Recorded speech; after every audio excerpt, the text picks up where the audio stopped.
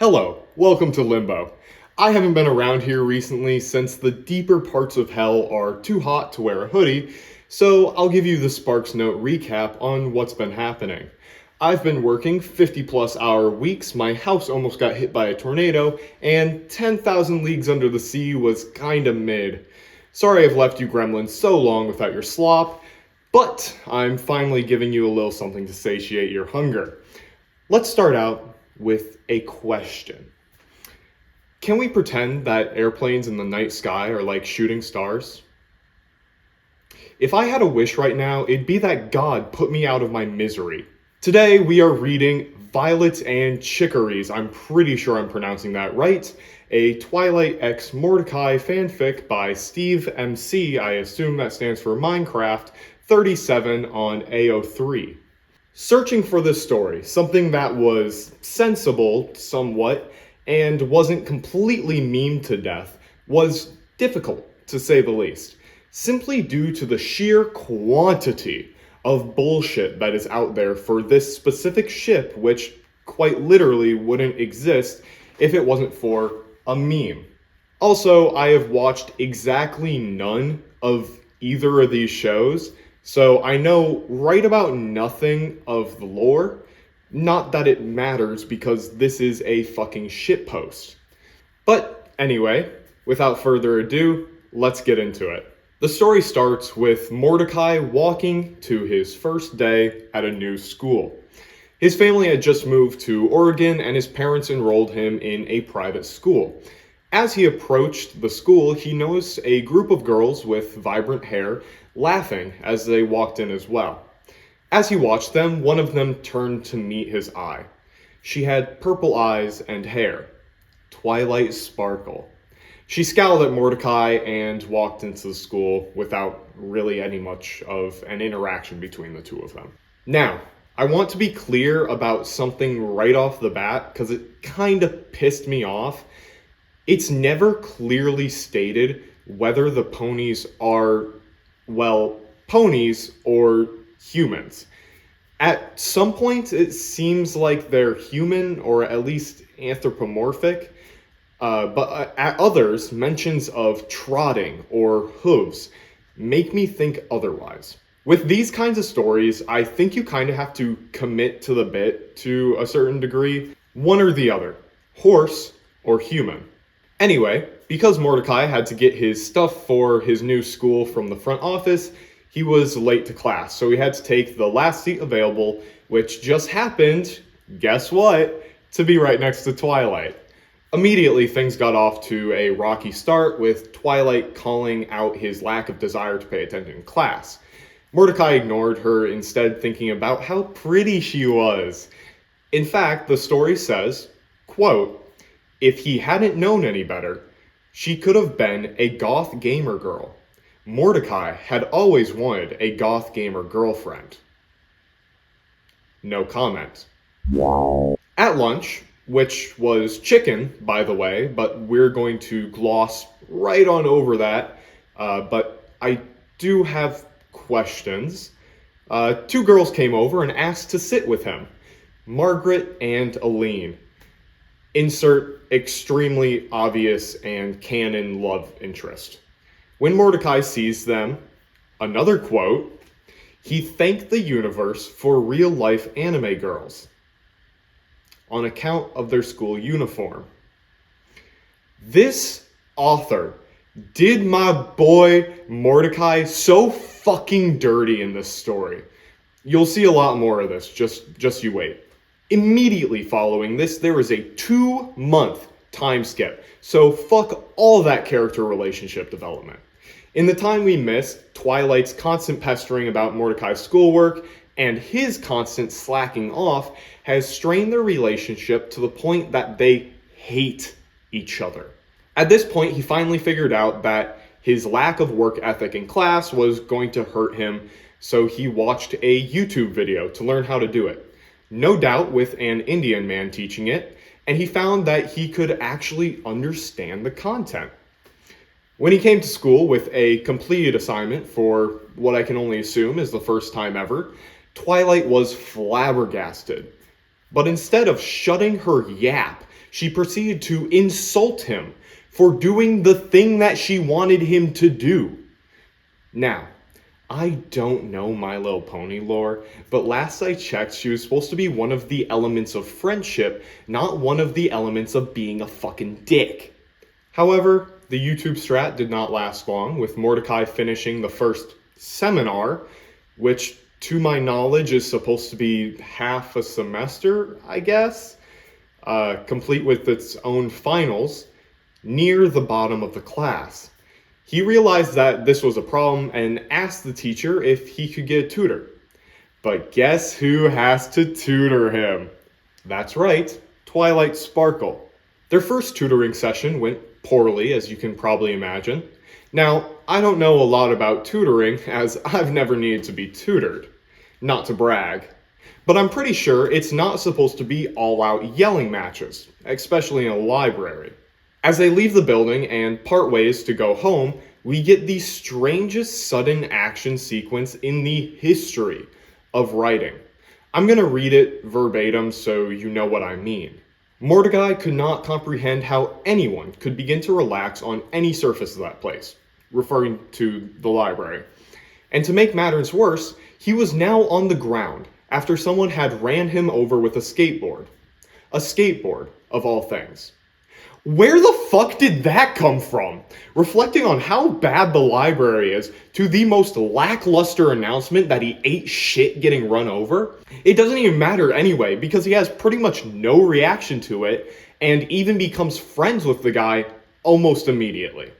The name of this guy, of course, is Rigby, and I am pretty sure the author personally hates him. Every other sentence pertaining to Rigby is about how annoying, childish, or stupid he is.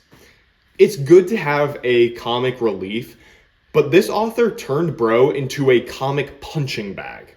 Another time skip, and Rigby is now seamlessly part of their friend group. Also, Mordecai has a crush on Margaret. Nothing comes of this, by the way.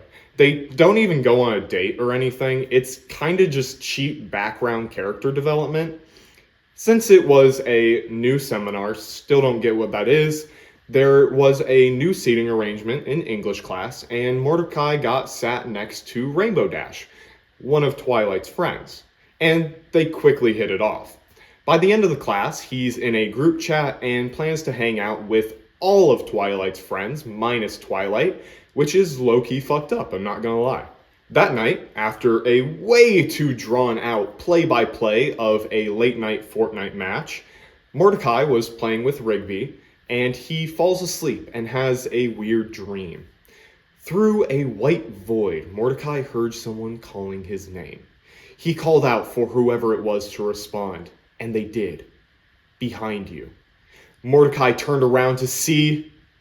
One second, let me check my notes here. Kenny Loggins, the guy who wrote Footloose. He tells Mordecai to not judge a book by its cover before fading away. Listen, I don't know either.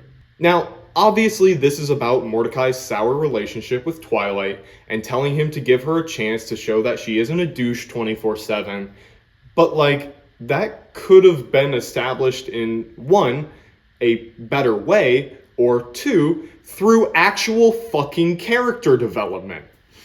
I don't even know where Kenny Loggins comes from here. I was so caught off guard and confused that I did a deep dive into both Kenny Loggins and Regular Show to see if they're connected in any way. I figured that this was some Regular Show bit that just happens sometimes. It's not. Literally the only connection is that Kenny's song, It's Alright, plays at the beginning of the first Regular Show episode. And it's not even the full song either. That's it. And it makes an impact of exactly nothing on the story as a whole, other than to add frankly confusing filler material.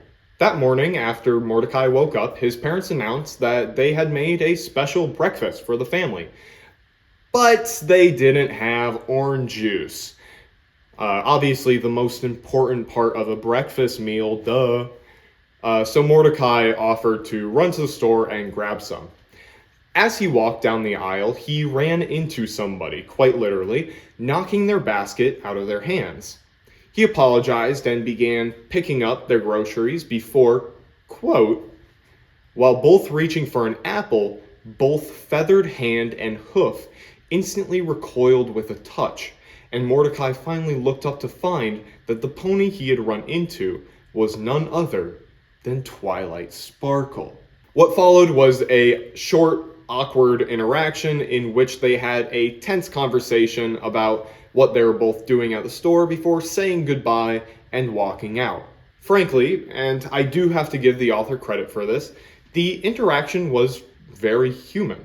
Like, impressively so, for a fanfic based on a meme ship. I have had several interactions that have gone very similar to this in real life. Even as a college student, my worst fear is having to interact with anyone I know at the store. That shit is just the worst. Like, you're trying to tell me that other people exist and have their own lives beyond my sphere of influence? Gross. Boo. Yet another small time skip later, and Mordecai is actually doing well in math class thanks to Twilight's tutoring. As he's being tutored, he's simultaneously talking with Twilight's friends over group chat, which, again, is low-key fucked up. When he reached a problem that he didn't know how to do, he called Twilight over to him to help him with it, and then immediately stopped paying attention to what she was saying because of her scent. Bro, I really can't with this guy. We're just gonna move on. After having to explain how to do the prom a second time, Twilight notices that Mordecai is kinda cute when he's doing his work properly. Then she immediately reels at thinking this, mentally chastising herself before admitting that, quote, maybe she really did have a thing for jerks. You know what that is? That's just a classic mutual non-reciprocation of love. As they are leaving, Twilight comments that Mordecai is doing a good job, and Mordecai, slightly shocked at the fact that she actually said anything, thanked her for helping him as well. That night, Mordecai went to hang out with the other ponies at a local strip mall. There, Applejack lets slip that Twilight is a god at Valorant before getting shut up by Fluttershy. This is the first time that Mordecai learns that there is more to Twilight than meets the eye, and that she might just be as much of a massive dweeb as he is. Later on, as Mordecai was looking for anime merch, Twilight also entered the store, a GameStop, looking for a copy of Animal Crossing. As she spotted Mordecai, she ducked out of the way behind a shelf to not be spotted, but it was too late, as Mordecai had spotted her too and did the exact same thing. As he peeked behind the shelf to see if Twilight was still there, he found that she had disappeared and stood up to sneak out of the store. As he did so, both of them ran into each other, trying to hide from each other. This time they have a little bit more of a normal reaction, but it's still that incredibly awkward in-store interaction type deal.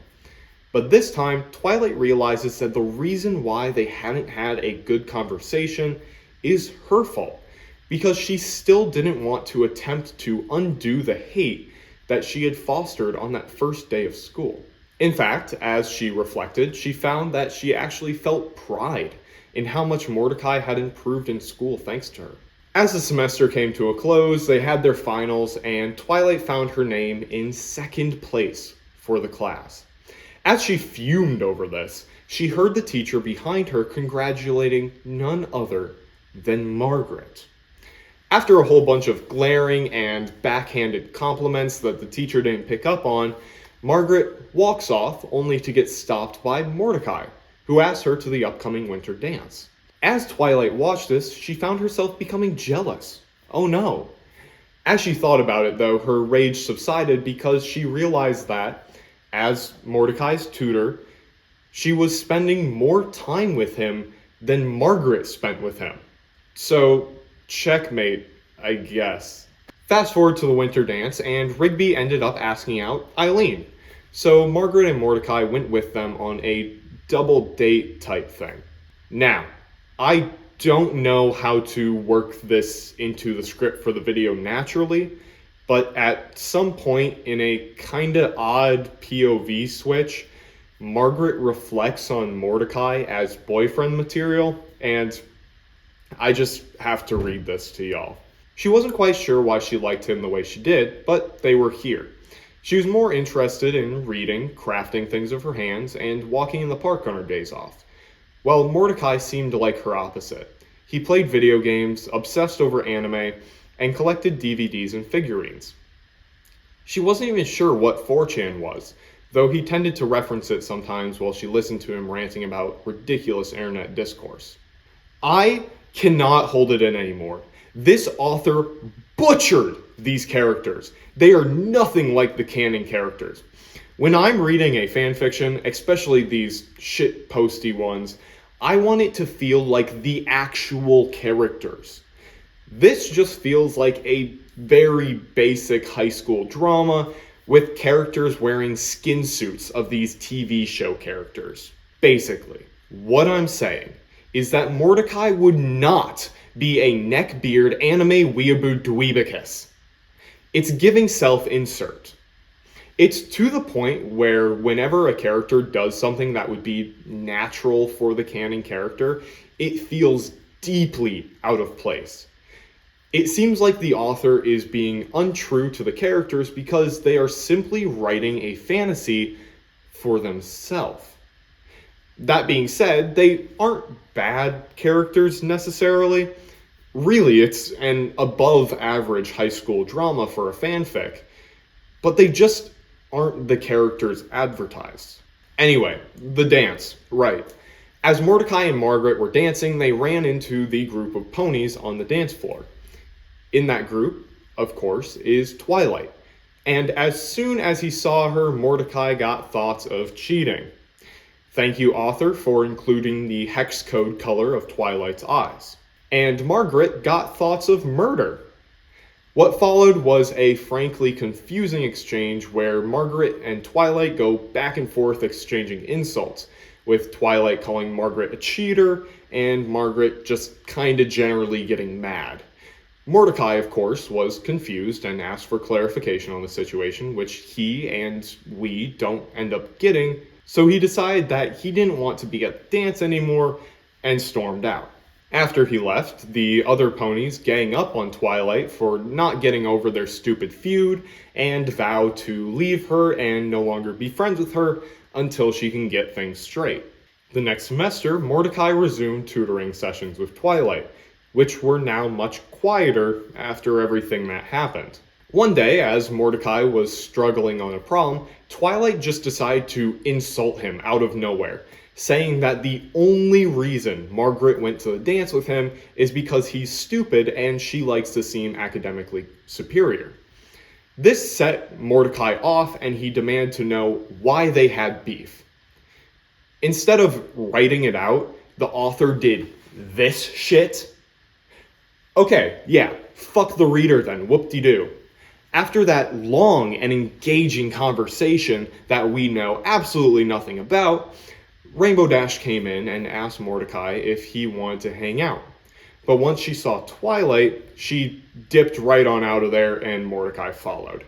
It isn't until Twilight got home that night that we finally get the answer to what happened, in the form of a flashback.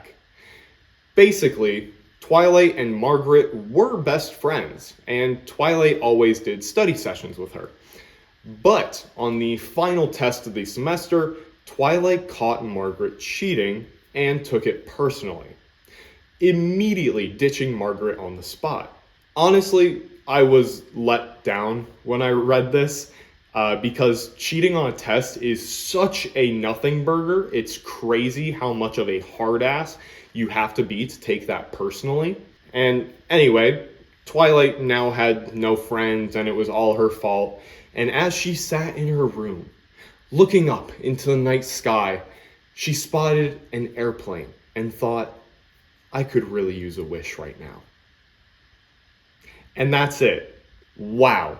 What an unsatisfying ending, you may be thinking. And that's because it's not the ending at all. In fact, this story is unfinished. And it hasn't been updated since the middle of fucking June. I didn't realize that when I started reading it because I'm a buffoon, but after spending over 2 hours reading what there was, I decided that I was still gonna make a video on it. As it stands, it could be an ending. You know, Twilight fucked up and now she's a depressed loner, or whatever. But it's clear that there's a lot more story that needs to be told because it's a Mordetwi ship. Yet that ship hasn't even sailed yet in this story. Now, in the comments of this work, the author does say they plan on finishing the story at some point and that they have all of the chapters planned out, but it's not looking good, just based on the time delay. Please, Steve MC37, one more chapter and my life is yours. Speaking of comments, I just have to highlight this one. This commenter, Signal792, says that they don't like the shooting stars meme and how this work is one of the few good Mordetwi stories out there. Now, that part I 100% agree with, because 99% of Mordetwi works are just unreadable shitposts or plain old smut. But how can you say that you don't like the shooting stars meme when none, and I mean zero, works would exist for the ship if it wasn't for that meme? You can't build a house and forget to honor the foundations lest you wish it to sink into the ground. Overall, I didn't hate the story. Ignoring the inaccurate characters, if this were a standalone story with original characters, it would actually be pretty good. They had very distinct personalities and manners of speech, as well as pretty good and true-to-life character interactions. It really sent me back to high school, which is great for the story, but awful for my mental well-being. Readability suffered in some parts due to the author trying to hide the reason for Twilight and Margaret's beef, as well as somewhat unnatural POV swaps and time jumps. But really, I have read much, much worse, and this wasn't terrible. So, review time. Content, 8 out of 10. It's basic, but not bad by any means. Like I said, high school drama. Characters, 6 out of 10. Great characters, points removed because they weren't what was advertised. Readability, 7 out of 10. A decent read, but rough around the edges. Also, it's unfinished. Overall, 21 out of 30. That's not bad. If you're a big Mordetwi shipper, then it's really not a bad story to get your fix. Well, that's all I got for y'all today. As long as I don't fall back into the deeper layers of hell, I should keep pumping these out and taking years off my life. If you have any suggestions, feel free to leave them in the comments, and I will definitely read it, if not actually make a video on it. And shit, I forgot my line.